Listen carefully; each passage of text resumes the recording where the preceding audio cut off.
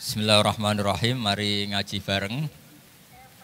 Ini ngaji untuk jadi orang alim, pas sekedar jadi murid.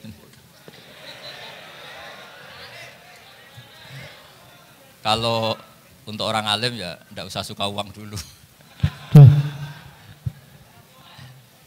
Ini begini ya. Jadi kondisi yang ini jelas.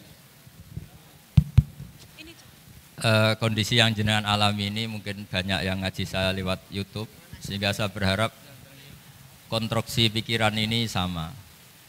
Nanti saya bantu ya supaya semua kalimat yang sering Anda baca, saya bantu supaya Anda tahu maknanya. Yang pertama tentu kita Islam ini berdasar kalimat tauhid. Kalimat tauhid adalah kalimat yang dibawa semua nabi.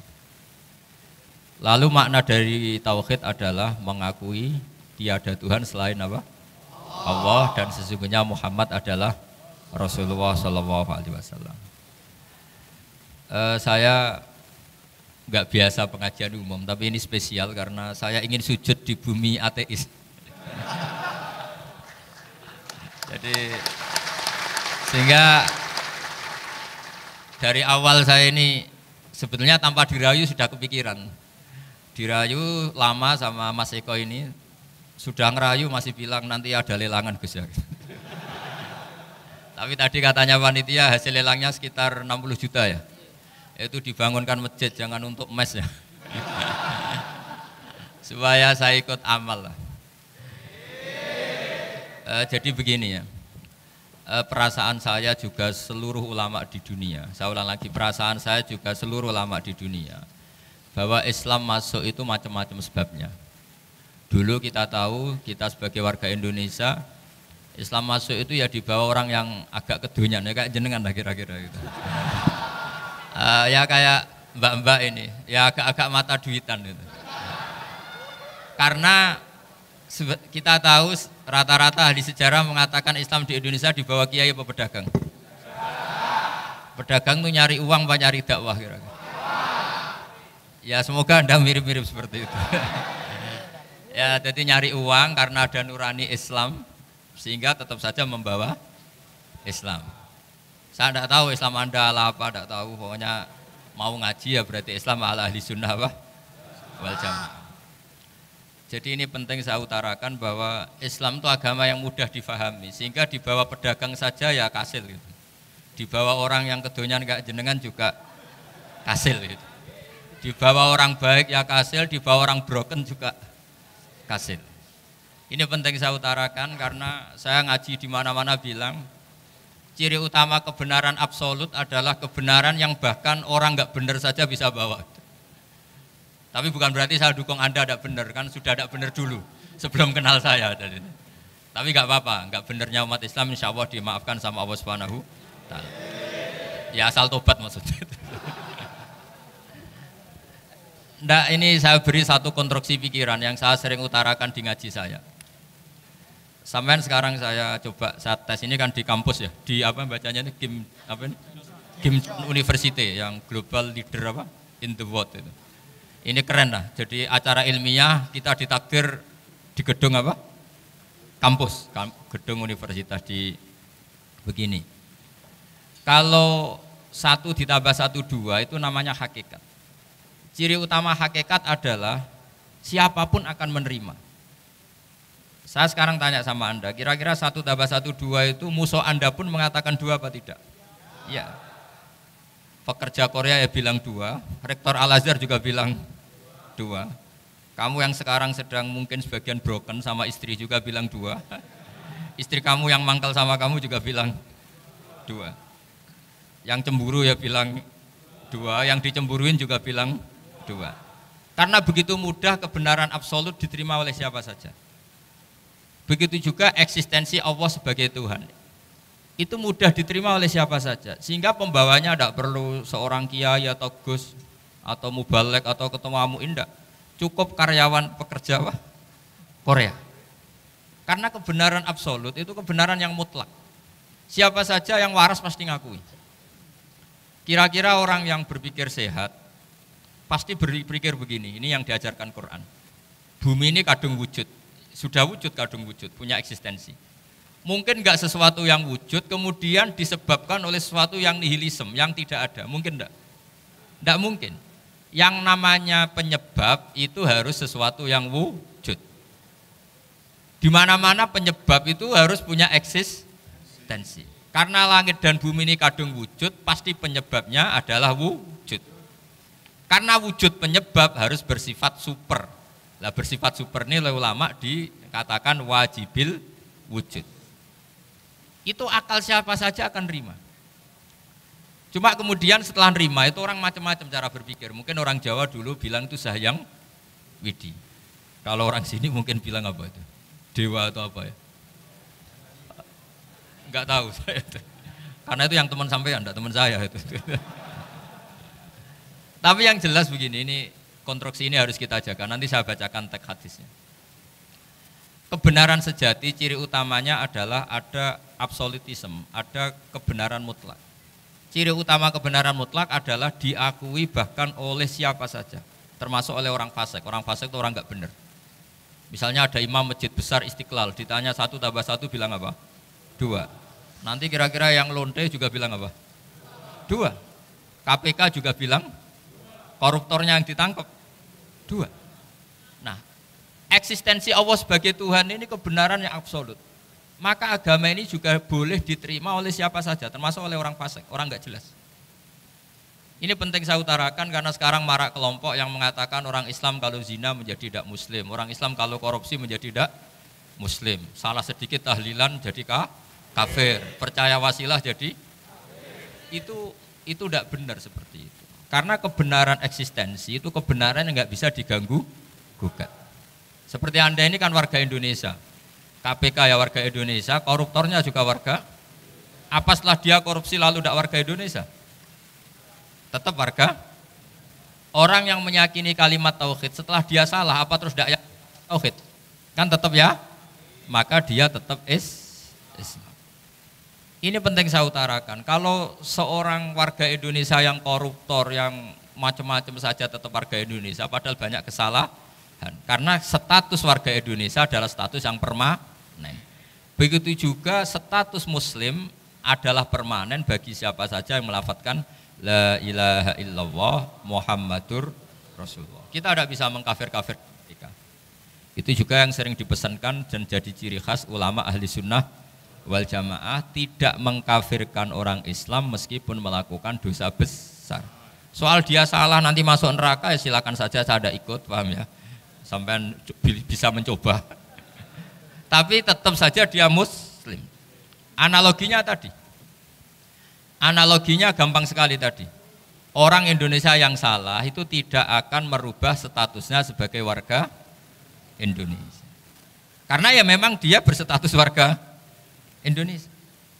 Orang Islam yang sudah melafadzkan syahadat maka menjadi muslim.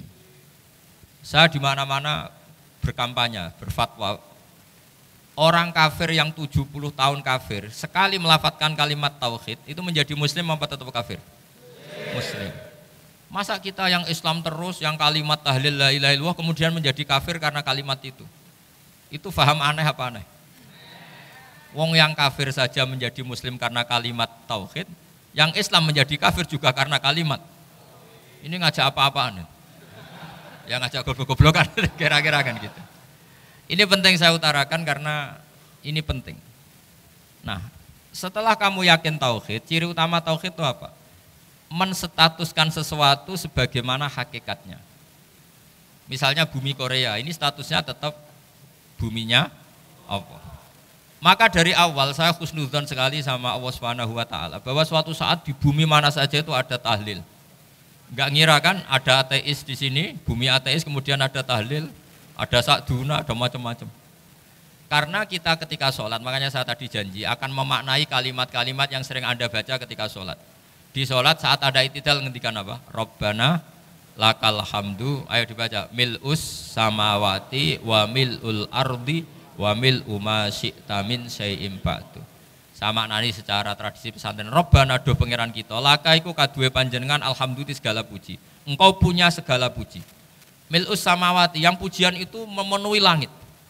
Tentu langit itu penuh dengan pujian, semua malaikat bertasbih, bertahmid. Karena malaikat tidak ada yang kerja di pabrik itu tasbih terus gitu. Nggak ada yang nyari uang, nggak ada yang cari won ya. Apa won ya kalau bahasa.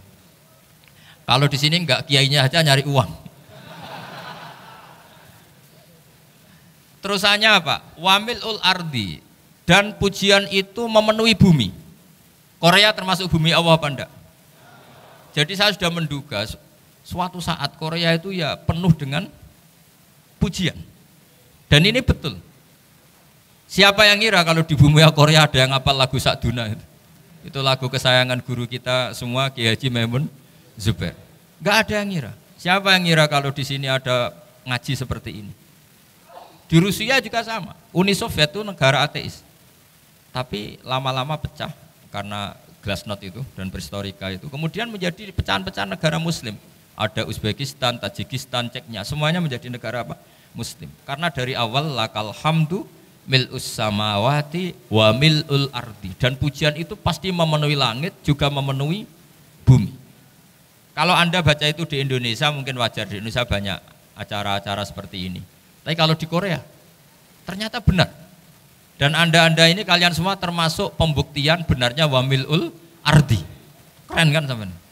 Oh keren sekali, bukan sekedar keren, keren sekali. Makanya saya jarang diundang pengajian mau tapi diundang di Korea mau. Tapi saya ada niat datang undangan, memang saya ingin datang.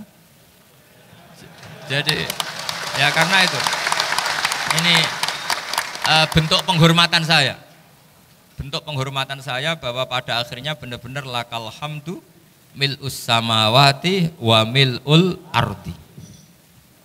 Jadi Anda tidak perlu pesimis, dulu Indonesia juga seperti itu.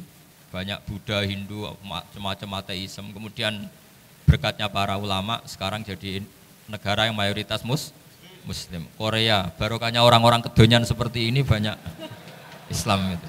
Enggak apa-apa. Karena sebagian agama Islam, sebagian sejarah ditulis di bawah pedagang-pedagang Gujarat. Kira-kira orang Gujarat ke Indonesia dulu yang namanya pedagang cari apa? Uang.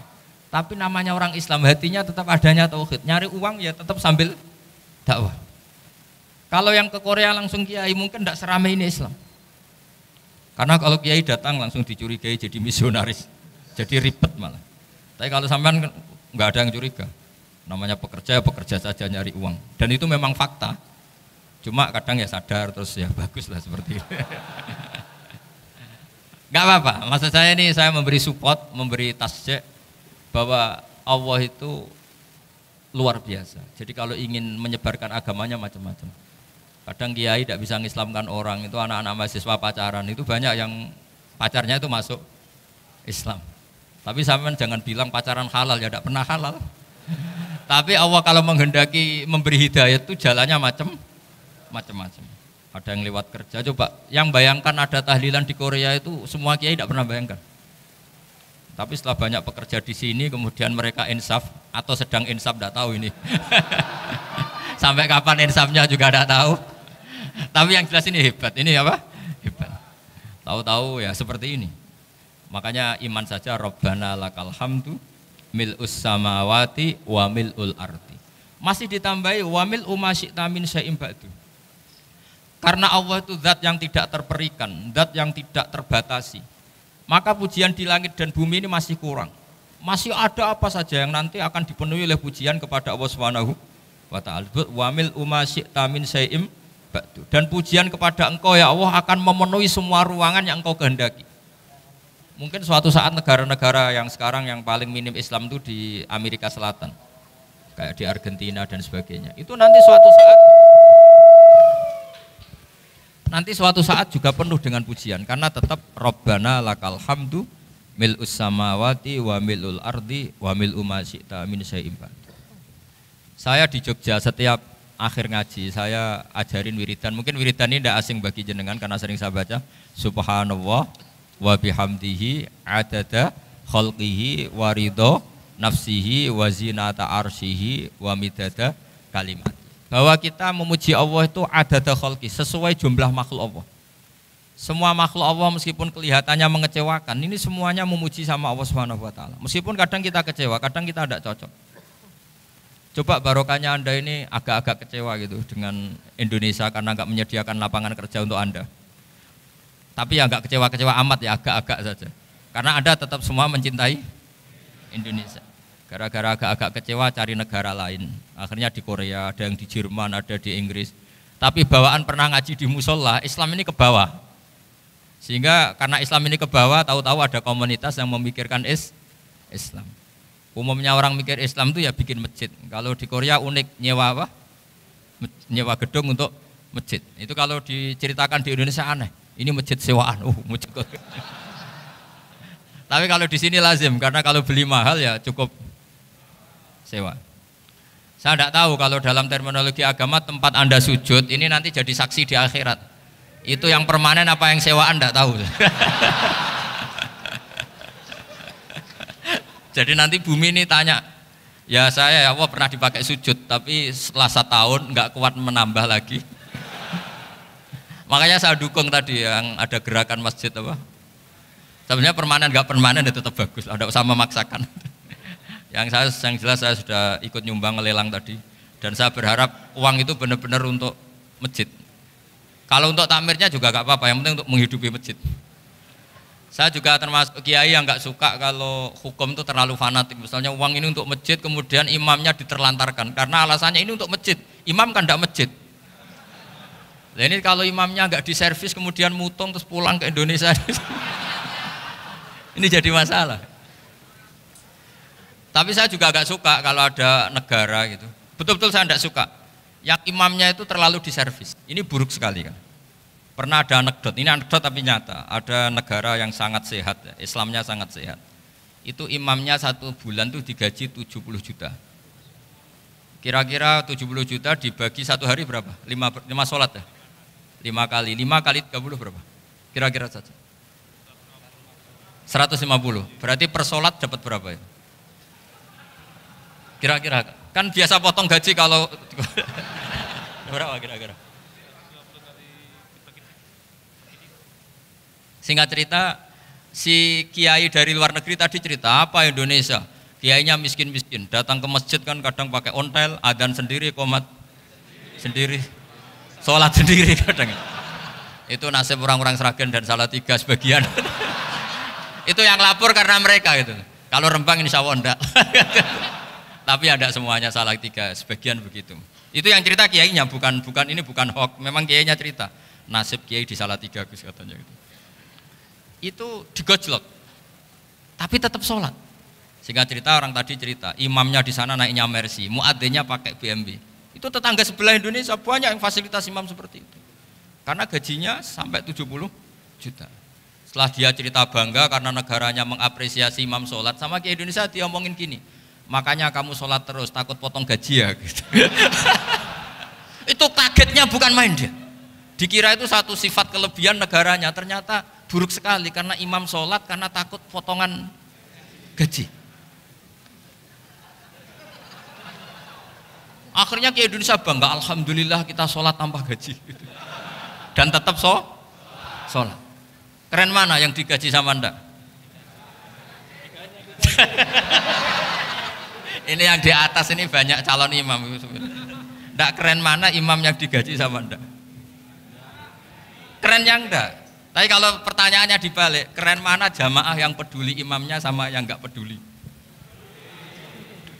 Jadi jawabannya harus tetap seperti itu. Imamnya keren yang ikhlas, tapi jamaahnya keren yang peduli imamnya. Jelas ini ya fatwa saya ya. Gimana? Imamnya baik yang ikhlas, tapi jamaahnya baik yang peduli nasib. Nah, tapi sekali imam dari awal enggak ikhlas itu harus di PHK ya. Itu bahaya bagi agama kalau awalnya sudah ada ikhlas. Karena nanti setelah habis subuh terus dihitung, wong setahu saya sholat terus kok kenapa gajinya tinggal segini? Ya setahu saya sholat terus kok gajinya tinggal segini. Terus nanti takmirnya bilang, kemarin duhur Pak Yai tidak ngimamin, kemarin asar tidak ngimamin. Terus dihitung, bisa enggak agama akan berjalan seperti itu? Enggak kan? Ya makanya pertanyaannya tadi, suka atau punya imam ikhlas? Suka, tapi imamnya juga suka kalau jamaahnya peduli. Ini penting, jadi saya mensupport Anda, mensupport kalian semua bahwa agama ini akan diurus oleh Allah Subhanahu wa taala. Makanya Sayyidina Umar radhiyallahu anhu kalau disuruh mikir agama itu tidak mau. Enggak mau betul deh. Ketika Umar jadi khalifah itu puncak keemasan masa Islam. Semuanya stabil, semuanya hebat. Sampai Irak, Iran zaman itu Persia masih, semuanya Mesir, itu semuanya ikut Islam. Ketika Islam pada puncaknya, yang dikhawatirkan oleh masyarakat adalah begini, lalu setelah Umar itu bagaimana? Islam setelah dipimpin orang yang tangguh, yang kuat, yang waroi, yang zuhud. Lalu setelah Umar itu gimana? Tapi Umar disuruh mikir gak mau. Sampai setiap Abdullah bin Umar jalan-jalan di kampung-kampung itu abahnya dianggap pecundang. Tahu sampean pecundang? Orang yang gak tanggung jawab. Karena orang-orang bilang gini, ya Abdullah bin Umar, bagaimana pendapat Anda kalau ada penggembala kambing di tengah hutan atau di tengah padang rumput, kemudian dia ninggal gelanggang kambingnya, kamu anggap penggembala ini gimana? Oh itu penggembala yang zalim itu. Pasti kalau kambing ditinggal ya kacau. Apalagi ini umatur Rasulullah Shallallahu Alaihi Wasallam. Ini abah kamu tidak pernah wasiat, tidak pernah ngatur suksesi. Lalu Islam setelah dia bagaimana? Suruh dia ngomong penggantinya siapa? Karena beliau sudah sepuh, harus ada suksesi. Akhirnya Abdullah bin Umar lapor ke Umar. Ini gimana bah orang mengkomplain begini. Apa kata Umar? Agama itu beda dengan kambing katanya. Agama itu milik Allah Subhanahu. Mbok saya pikir, tidak saya pikir tetap jalan. Nah ini terbukti. Jangan ulama ya ndak, mufti ya ndak, tapi bisa menjalankan agama. Kalau agama sampean pikir malah rusak. Sudah pokoknya lakukan saja, tidak usah dipikir. Akhirnya betul. Karena agama ini milik Allah. Soal kita serius memikirkannya itu karena khidmah, karena kita ingin berbakti pada agama. Tapi Anda tidak boleh berpikir kalau agama ini butuh pemikiran Anda. Beda loh ya. Kita khidmah agama serius karena kita ingin mengkhidmati agama. Tapi agama ini tidak pernah butuh kita, karena agama ini akan diurus oleh Allah Subhanahu wa taala. Coba pas sampean kecil, orang jilbaban di Indonesia itu banyak apa banyak sekarang? Banyak sekarang. Kiainya mutu orang dulu apa mutu orang sekarang? Tapi perkembangan Islam itu ramai sekarang apa ramai dulu? Ramai sekarang. Islam menyebar di seluruh dunia itu zaman Wali Songo, zaman sampean keren mana? Keren sekarang. Kualitas solehnya sampean sama Wali Songo? Wali Songo. Ini betul. Karena agama ini diurus oleh Allah Subhanahu wa taala. Maka kata Sayyidina Umar, agama ini innallaha ta'ala yahfadzu dinah. Innallaha ta'ala la yudhi'u khilafatahu waladina. Allah itu tidak akan menyia-nyiakan agamanya. Ini terbukti. Agama ini pernah dipimpin orang terbaik di dunia, yaitu Rasulullah Shallallahu Alaihi Wasallam. Ketika beliau intakola ila rofiqil ala, ketika beliau pindah ke alam sana, diteruskan oleh sahabat yang tentu jauh di bawah Rasulullah. Diteruskan tabiin, diteruskan para wali songo, diteruskan sang sampean yang jauh di bawah wali songo. Sejauh-jauhnya. Tapi agama jalan sampai Korea. Agama jalan sampai apa? Dulu Wali Songo itu hanya sampai Mojokerto, sampai Tulungagung. Di bawah sampean, Kelayaban sampai mana ini? Korea. Coba kalau Allah tidak ngurus, nggak bisa. Yang gerakkan hatinya sampean peduli sama masjid siapa? Allah Subhanahu wa taala. Yang menggerakkan hati sampean peduli sama agama siapa? Tapi yang menggerakkan sampean ke Korea apa? Uang kan?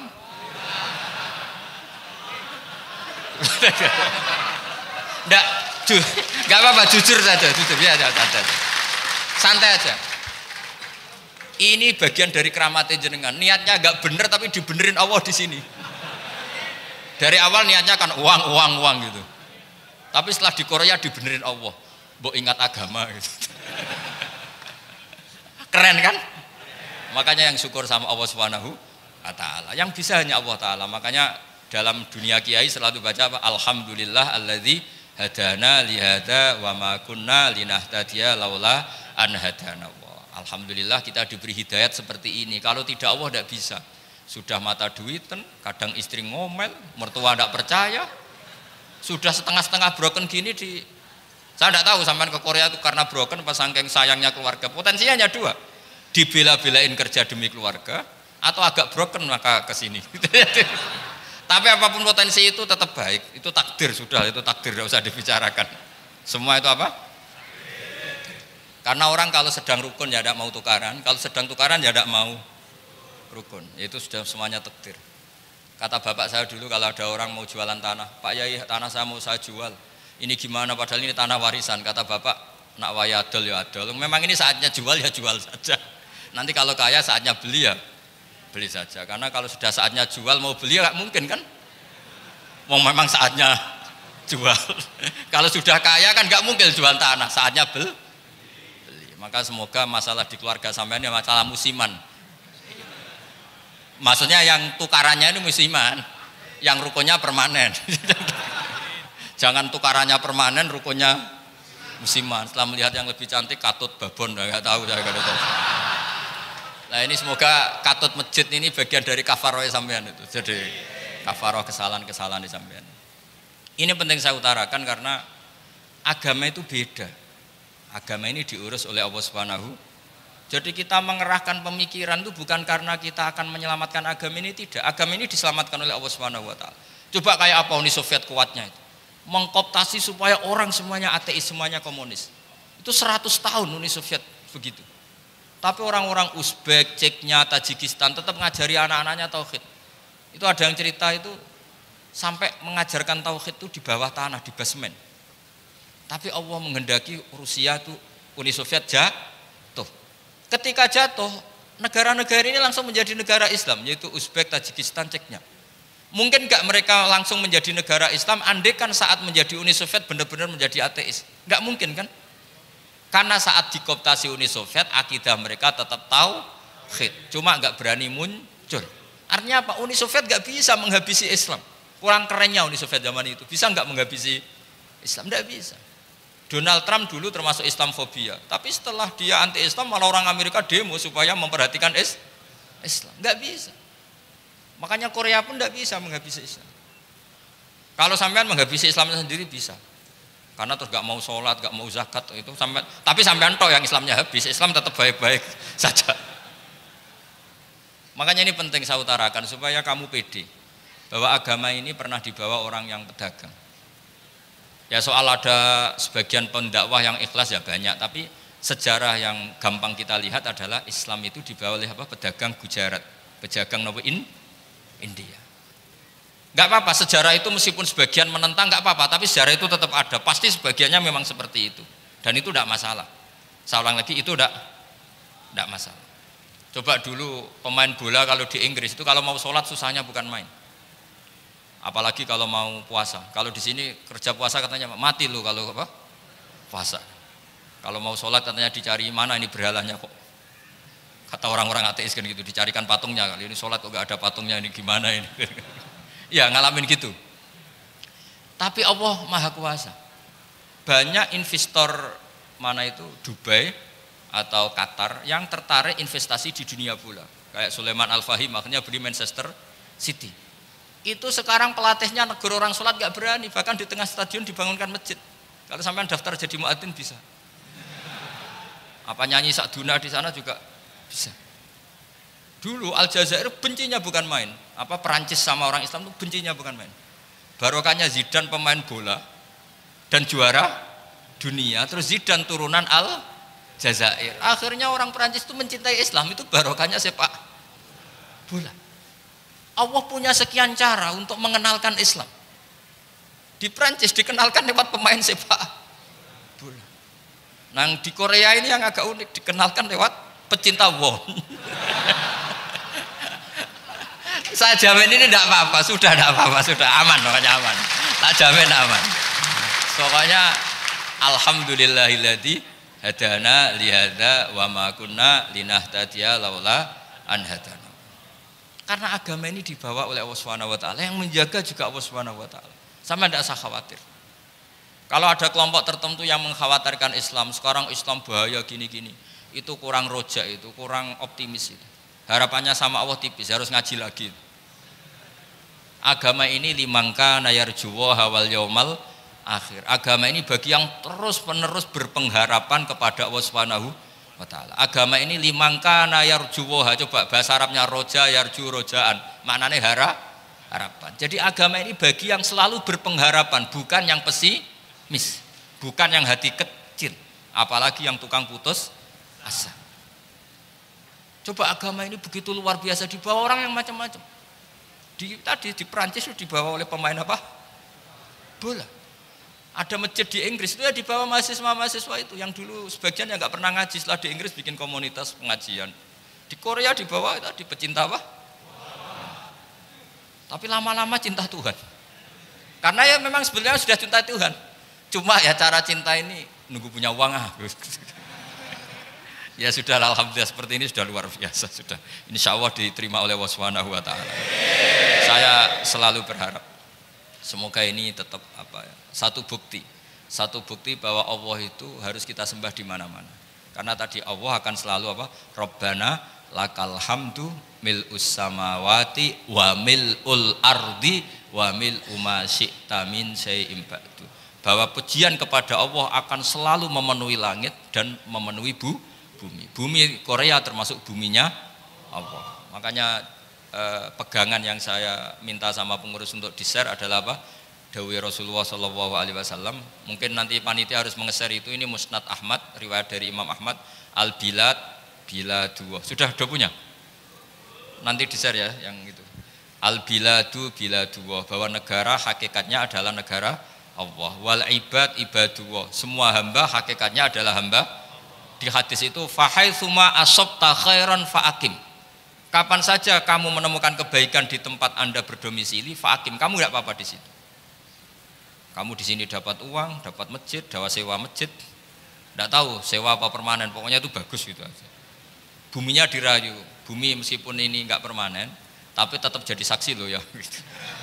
Harus ada kompromi ini. Karena kalau dengar orang Indonesia jadi aneh, masjid kok nyewoi. Tapi aneh di Indonesia, ada aneh di sini, sampean tenang saja. Tentu malaikat pencatat di sini juga sudah tahu kalau sebagian masjid itu sewaan. Jadi ya ada iskal-iskal amat lah, sudah nggak janggal-janggal amat karena kondisional Jadi saya nanti minta panitia supaya mengeser tadi hadis riwayat siapa? Imam Ahmad bin Hambal yang diriwayatkan oleh salah satu minal asroh al-mubasyarina bil jannah, yaitu Zubair bin Awam. Nabi ngendikan al-biladu biladullah, negara mana saja adalah negara Allah. Wal ibad ibadullah, semua hamba adalah hambanya Allah. Fa haitsuma asabta khairan, di mana saja kamu mendapatkan kebaikan, fa'akim, kamu tidak apa-apa berdomisili di situ. Ya saya mohon ini penting sekali, pokoknya saya mohon kalimat tauhid ini dijaga. Karena kalimat tauhid ini kata semua ulama kasajaratin thayyibatin asluha tsabitu wa far'uha fis sama. Dan kalimat tauhid ini pasti tu'ti ukulaha kullahinim bi'izni rabbiha. Kalimat tauhid yang dibawa umat Islam seluruh dunia. Meskipun dia orang fasik, orang enggak benar, tetap tu'ti ukulaha kullahinim bi'izni rabbiha. Kalimat ini akan membawa berkah bagi orang yang dihinggapi atau didomisili umat Islam. Coba sebagian nanti orang Korea menjadi muslim itu karena di sini ada komunitas pekerja muslim, kemudian menyisakan atharul Islam. Jejak-jejak Islam. Enggak apa-apa, pasti kalimat ini tu'ti ukulaha kullahinim bi'izni rabbiha. Jadi kalimat tauhid adalah kalimat yang kata Allah tu'ti ukulaha kullahinim bi'izni rabbiha. Anda tidak usah khawatir bahwa apa yang Anda lakukan apapun kecilnya akan ditulis oleh Allah Subhanahu wa Ta'ala. Kata Allah wa naktubu ma qaddamu wa atharahum. Di mana di surat Yasin itu? Inna nahnu nuhyil mauta wa naktubu ma qaddamu wa atharahum. Saya bisa menghidupkan orang mati dan semua amal kalian saya tulis, kata Allah. Wa atharohum, dan jejak-jejak yang pernah kalian lakukan juga ditulis. Misalnya Anda sudah pulang di Indonesia, ada orang sholat di masjid ini, oh ini era Kang ini, era Mas ini. Nanti setelah itu ya ini era Mas ini, Mas ini. Menjadi familiar Islam juga barokahnya muassis-muassis ini, pendiri-pendiri ini. Semoga kalian semua barokah dan fid dunya wal akhirah. Assalamualaikum warahmatullahi wabarakatuh.